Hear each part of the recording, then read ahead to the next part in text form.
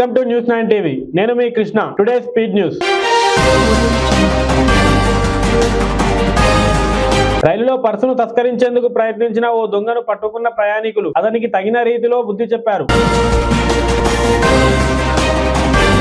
మండలంలోని గోమూత్రి గ్రామంలో బుధవారం అర్ధరాత్రి వరకు సాగిన అంతర్రాష్ట్ర వాలీబాల్ టోర్నీ విజేతగా కిన్వర్డ్ జట్టు నిలిచింది. ఇరాన్ పై పాకిస్తాన్ వైమానిక దాడులు చేసింది. బలూచిస్తాన్ లోని మిలిటెంట్ గ్రూపుల్లో ఇరాన్ చేసిన క్షిపణి దాడులకు ప్రతీకగా ఈ చర్య చేపట్టింది.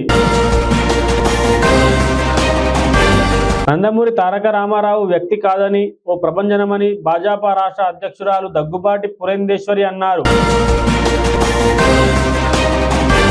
చిన్నస్వామి స్టేడియంలో ఆ రెండు జట్లు తిరుగులేని ఫేవరెట్ గా భారత్ కనీస పోటీ అయినా ఇవ్వాలనే లక్ష్యంతో ఆఫ్ఘనిస్తాన్ రోహిత్ సేన అప్పటికే సిరీస్ గెలవడం వల్ల అదో నామమాత్ర మ్యాచ్ అందరి దృష్టిలో అంతర్జాతీయ క్రికెట్ లో తొలిసారి రెండో సూపర్ ఓవర్ లో తేలింది.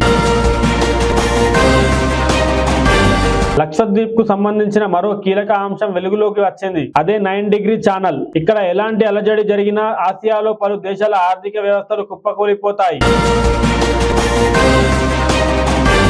నిజామాబాద్ నగరంలోని ఓ అపార్ట్మెంట్ లిఫ్ట్ లో సెక్యూరిటీ గార్డ్ ఇరుక్కుపోయిన ఘటన బుధవారం చోటు చేసుకుంది.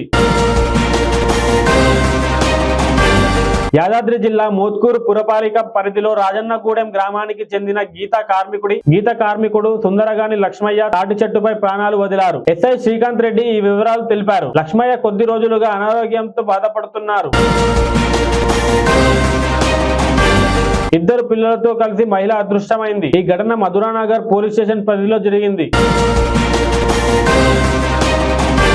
బోధన్ మాజీ ఎమ్మెల్యే షకీల్ కుమారుడు సాహిల్ హైదరాబాద్ బేగంపేటలోని ప్రజాభవన్ దగ్గర కారుతో బీభత్సం సృష్టించిన కేసులో ముగ్గురు నిందితుల్ని పంజాగుట్ట పోలీసులు అరెస్ట్ చేశారు. భారత్ యువ గ్రాండ్ మాస్టర్ ప్రజ్ఞానంద్ మరోసారి అదరహో అనిపించాడు. టాటా స్టీల్ చెస్ టోర్నమెంట్ 4వ రౌండ్ లో ప్రపంచ ఛాంపియన్ డింగ్ లిరెన్ కు షాకిచ్చాడు.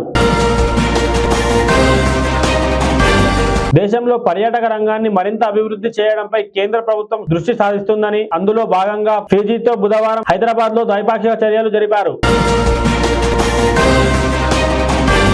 అయోధ్య రామ మందిర ప్రాణ ప్రతిష్ఠ వేడుకకు కేరళలోని శ్రీ అనంత పద్మనాభ స్వామి ఆలయం నుంచి సంప్రదాయ ఆచారాలలో భాగమైన ఓనవిల్లు పంపనున్నారు. ఇంతటితో స్పీడ్ న్యూస్ సమాప్తం. చూస్తూనే ఉండండి న్యూస్ 9 టీవీ.